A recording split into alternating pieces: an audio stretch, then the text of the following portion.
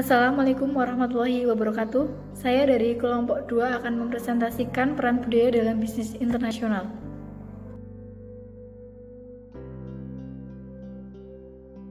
Yang beranggotakan Reza Rizky Naswa Salsabila 1901010024, Rinaldi Maulana 19010047, Mahmud Nisa 1901010052, Muhammad Irfan Rifai 19010055. Apa itu budaya? Budaya merupakan kumpulan nilai, keyakinan, perilaku, adat, kebiasaan, dan sikap yang membedakan suatu masyarakat lainnya. Budaya suatu masyarakat menentukan aturan mengatur bagaimana perusahaan beroperasi dalam masyarakat.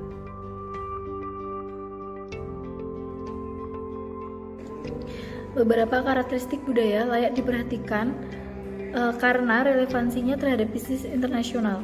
Yang pertama, budaya mencerminkan perilaku yang dipelajari yang disebarkan dari satu anggota kepada masyarakat anggota lainnya.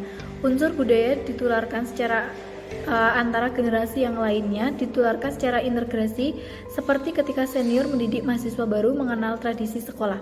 Yang kedua yaitu unsur-unsur budaya yang saling berkaitan. Contohnya, sebagai masyarakat Jepang yang hierarkis dan berorientasi pada kelompok, menekankan keselarasan dan kesetiaan. Yang historis menerjemahkan dalam pekerjaan seumur hidup dan berpindah kerja yang minimal. Yang ketiga yaitu budaya merupakan perilaku yang dipelajari, maka budaya yang bersifat adaptif.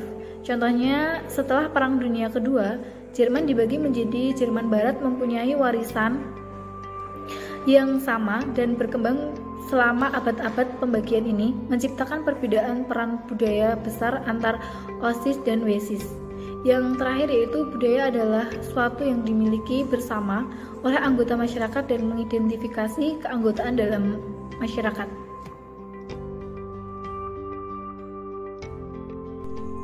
Selanjutnya adalah unsur budaya. Unsur dasar dari budaya adalah struktur sosial, bahasa, komunikasi, agama, serta nilai dan sikap. Interaksi dari unsur-unsur ini mempengaruhi lingkungan lokal tempat bisnis internasional beroperasi. Unsur-unsur ini juga mempengaruhi kemampuan negara untuk merespon situasi yang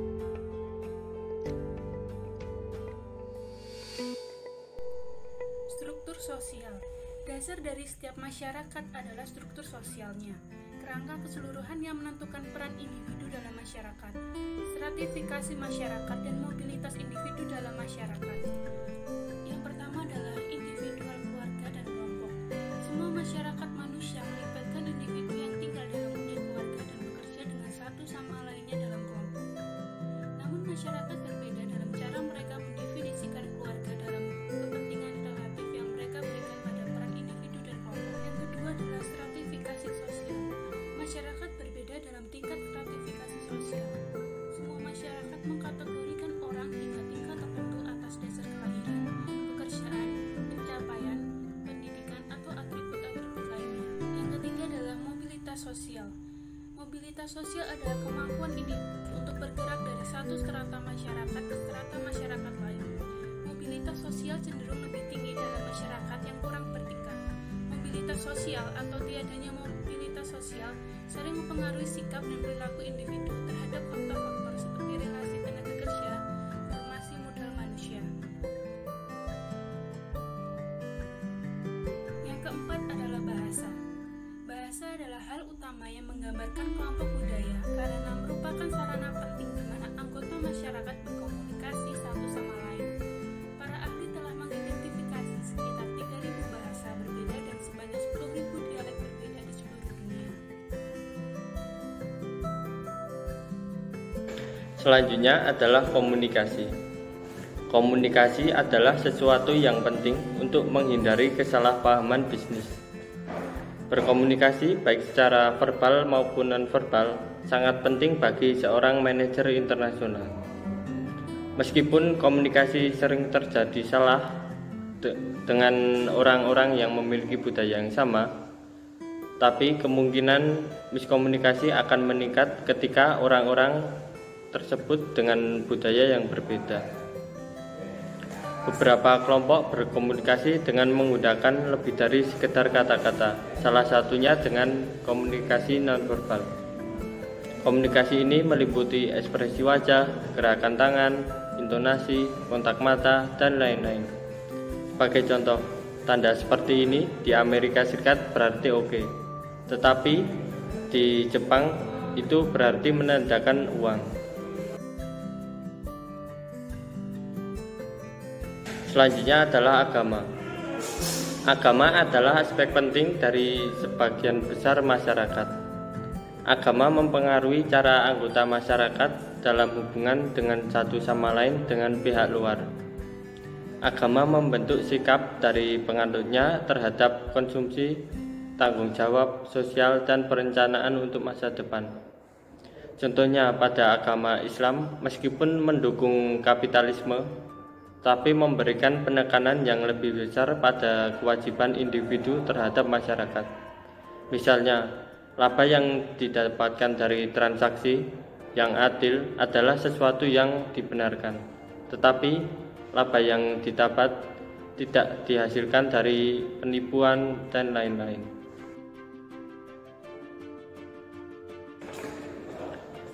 Selanjutnya adalah nilai dan sikap. Budaya juga mempengaruhi nilai dan sikap anggota suatu masyarakat.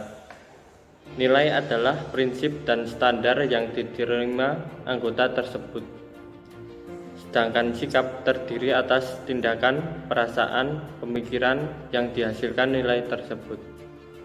Nilai-nilai budaya sering berasal dari kepercayaan yang mendalam tentang kedudukan individu dengan hubungan dengan Tuhan, keluarga, serta hierarki sosial.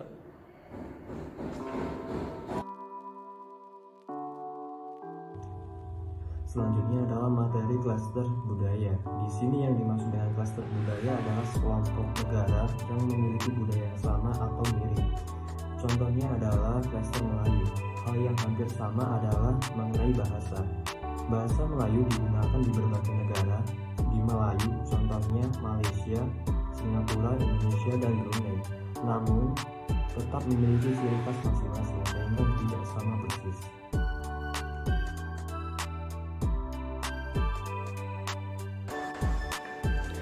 Selanjutnya adalah budaya konteks rendah dan budaya konteks tinggi. Dalam budaya konteks rendah, kata-kata yang dipergunakan oleh pembaca secara eksplisit menyampaikan pesan pembicara kepada pendengar. Sedangkan pada budaya konteks tinggi, konteks di mana percakapan terjadi sama pentingnya dengan kata-kata yang diucapkan. Contohnya, pada budaya konteks rendah, ketika seseorang menghadiri pertemuan awal untuk membahas bisnis, orang tersebut akan membawa seorang pengacara untuk memastikan bahwa kepentingan klien terlindungi. Sedangkan pada budaya konteks tinggi, itu berarti rasa ketidakpercayaan, sehingga seseorang biasanya akan tidak membawa pengacara.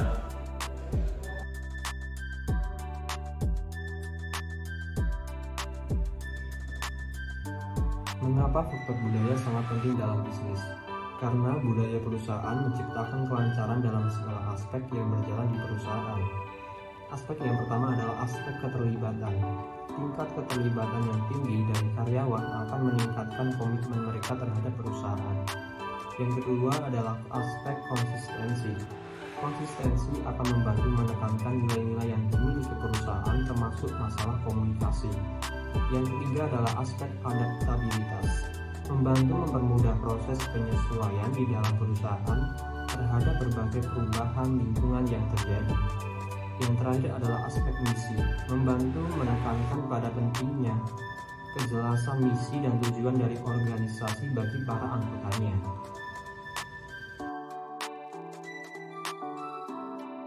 Sekian presentasi dari kelompok kami, kurang lebihnya mohon maaf. Wassalamualaikum warahmatullahi wabarakatuh.